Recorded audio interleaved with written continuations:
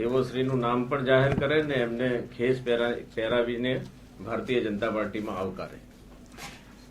આપ સૌનું ગુજરાત પ્રદેશ ભારતીય જનતા પાર્ટી વતી હાર્દિક સ્વાગત કરું છું. આજે સુરત શહેર કોંગ્રેસ સમિતિના અધ્યક્ષ શ્રી અશોકભાઈ જીરાવાળા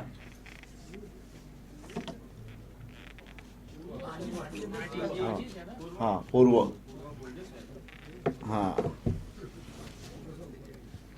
તમે સુધારતા જશો ને.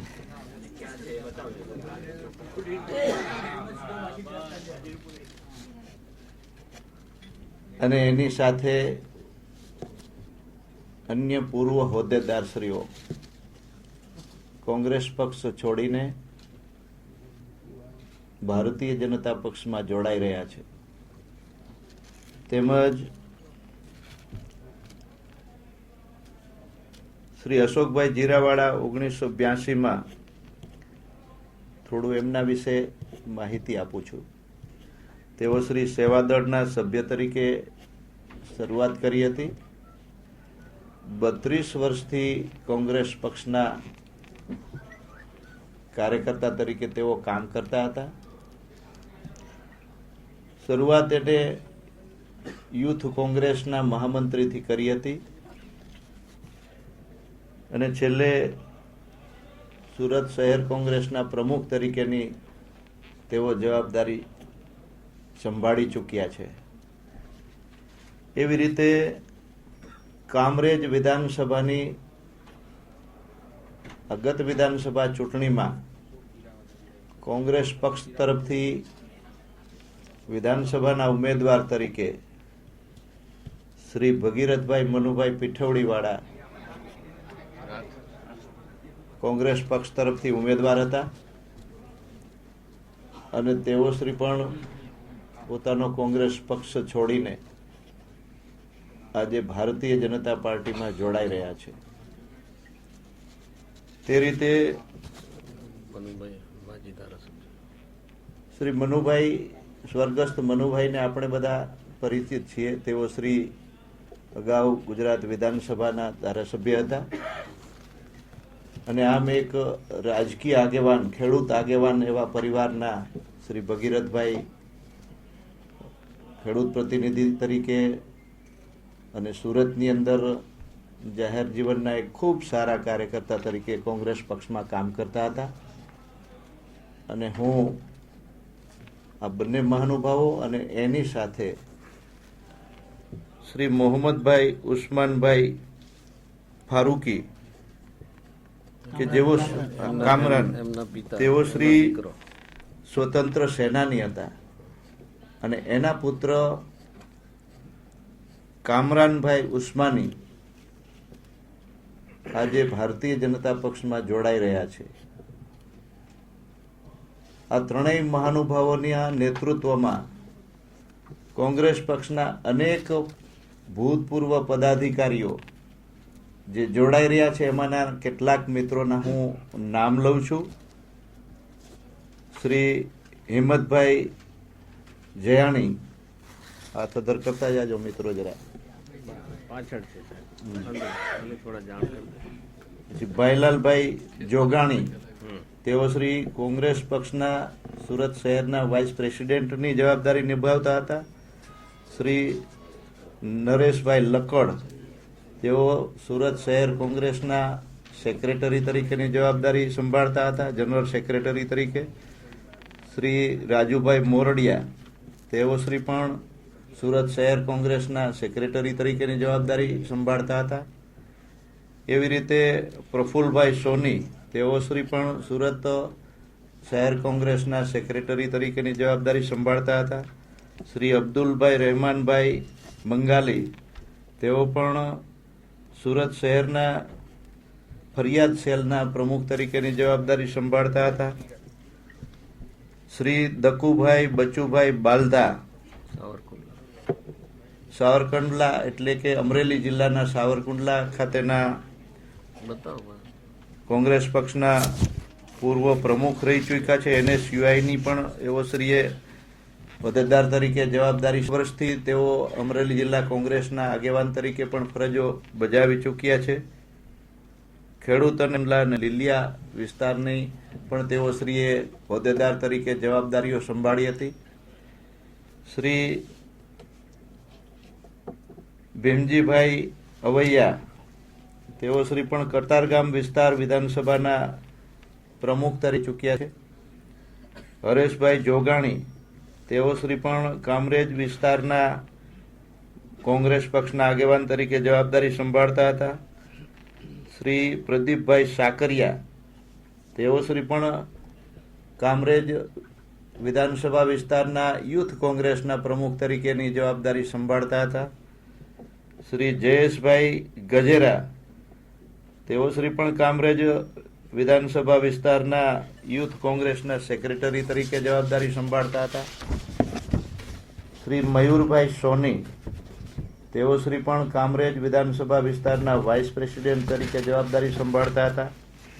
શ્રી રાજેશભાઈ બાલધા તેઓશ્રી પણ આર્યન ગ્રુપના પ્રમુખ તરીકે જવાબદારી કોંગ્રેસ પક્ષની અંદર સંભાળતા હતા.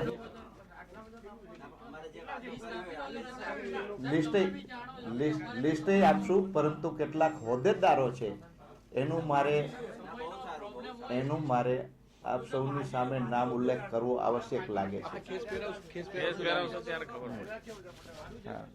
શ્રી નિલેશભાઈ વણપરિયા એઓશ્રી પણ યશવર્ધન ગ્રુપના પ્રમુખ તરીકે જવાબદારી સંભાળતા હતા. અને વિનુભાઈ ભોજલ વાઇસ પ્રેસિડેન્ટ તરીકે કામરેજ વિધાનસભાના કોંગ્રેસ પક્ષના આગેવાન તરીકે જવાબદારી સંભાળતા હતા. મિત્રો, આ સિવાય અનેક આગેવાનો, સંખ્યા તો આંકડો તમને કહી દઈએ. અશોકભાઈ આ બધા વર્તમાન છે. ભાઈ એક અશોકભાઈ પૂર્વ અધ્યક્ષ છે લગભગ, એ સિવાયના પ્રદેશ અધ્યક્ષશ્રીએ જે નામો વાંચ્યા છે કોઈને કોઈ હોદ્દામાં જવાબદારી સંભાળતા હોય એવા 114 જેટલા હોદ્દેદારો, માત્ર હોદ્દેદારો આજે કોંગ્રેસ પક્ષ છોડીને, પૂર્વ હોદ્દેદારો એટલે આજે એમને ગઈકાલે રાજીનામું આપ્યું છે અને આજે ભારતીય જનતા પાર્ટીમાં જોડાઈ રહ્યા છે. એટલે એનો અર્થ એ થયો કે એ વર્તમાનમાં કોંગ્રેસ પક્ષનું ત્યાં નેતૃત્વ કરતા હતા. કોઈને કોઈ ભૌગોલિક ક્ષેત્રમાં એ જવાબદારીઓ સંભાળતા હતા. અને એવા કરંટ રાજનીતિમાં કોંગ્રેસ પક્ષના આગેવાન તરીકે કામ કરતા આ બધા જ આગેવાનો નરેન્દ્રભાઈ મોદી વડાપ્રધાન બને અને ગુજરાતી વડાપ્રધાન બનતા હોય એવા સંજોગોમાં નરેન્દ્રભાઈના હાથ મજબૂત કરવા અને દેશની રાજકીય પરિસ્થિતિ જે વર્તમાનમાં ચાલી રહી છે એમાં દેશને બહાર લાવવા ભારતીય જનતા પાર્ટી સક્ષમ છે એવું માની અને તેઓશ્રીએ કોઈ પણ પ્રકારની અપેક્ષા વિના, કોઈ પણ પ્રકારની આજે ભારતીય જનતા પાર્ટીમાં જોડાઈ રહ્યા છે. આ બધા જ મહાનુભાવોનું હાર્દિક સ્વાગત કરું છું અને તેઓશ્રીને ખેસ કરી અને વિધિવત રીતે પાર્ટીમાં હું સમાવેશ કરી રહ્યો છું. ખાસ કરીને 32 વર્ષ પછી જે નિર્ણય લેવો છે ઘણો કઠણ નિર્ણય છે, પણ ખાસ કરીને એક નિષ્ઠાવાન કાર્યકર્તા તરીકે પાર્ટીમાં જે જવાબદારીઓ સોંપવામાં આવી અને અત્યાર સુધી અમે બજાવી છે, પણ જ્યારથી નરેન્દ્રભાઈનું શાસન આ ગુજરાત પર આવ્યું અને ત્યારથી જે સ્થિતિ પાર્ટી નહીં પણ એક દુકાન જેવી પરિસ્થિતિ, અમુક મુઠ્ઠીભર લોકોના હાથમાં પાર્ટી હોય એવું પણ ક્યાંક અમને અનુભવ થયો છે. અને રાજકીય ક્ષેત્ર છે એ લોકોની સેવા કરવા માટેનું એક ક્ષેત્ર છે. એની અંદર તમે જેટલા લોકોને વધારે મદદ કેવી રીતે કરી શકો છો એને પ્રાધાન્ય આપતા હોઈએ છીએ. અને ગત વર્ષોની અંદરથી આજ સુધી અમે એવો અનુભવ કર્યો છે કે જે લોકો આપણી પાસે અપેક્ષાઓ રાખે છે એને અમે ન્યાય નથી આપી શકતા. અને સાથે સાથે એક વ્યક્તિ આ દેશના વડાપ્રધાન બનવા માટે જઈ રહ્યો હોય ત્યારે એક ગુજરાતના નાગરિક તરીકે મારી પણ ફરજ બને છે કે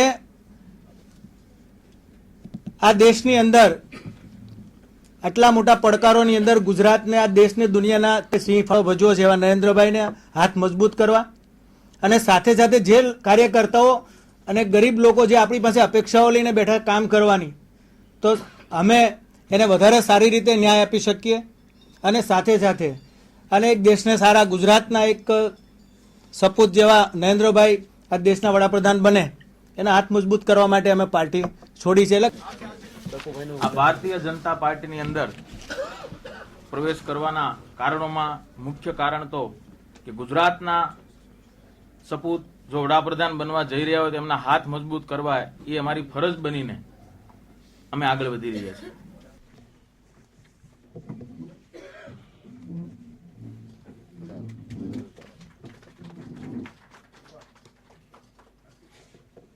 હા, હું અંતઃકરણ પૂર્વક જ આવકારું છું બધા. ભગીરથભાઈ આવો આ બાજુ. ભગીરથભાઈ? આ બાજુ આવો. હા, ભારત માતા કી જય જ બોલે છે એ લોકો પહેલેથી જ બોલે છે.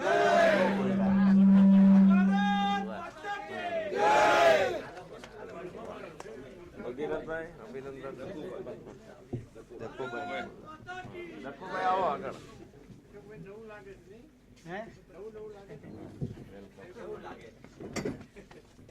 શરૂઆત તો નવી જ લાગવાની ને, કામરાજભાઈ, પછી જૂની વધારો.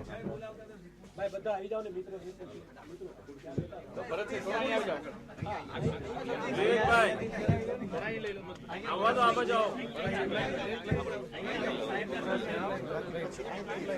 વાહ ભાઈ. પ્રફુલભાઈ આ બાજુ આવો ભાઈ.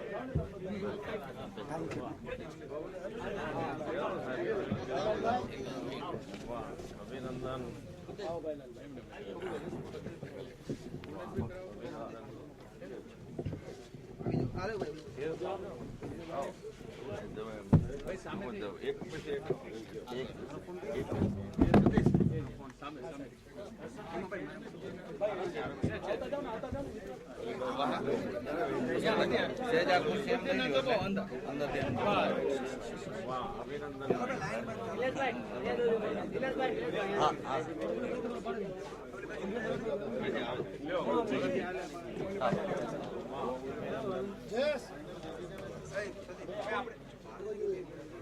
આવો વિજયભાઈ આવો.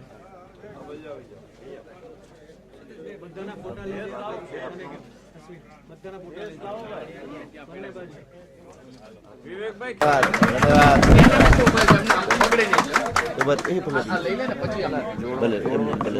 થોડી વાર ઉભા રહેજો.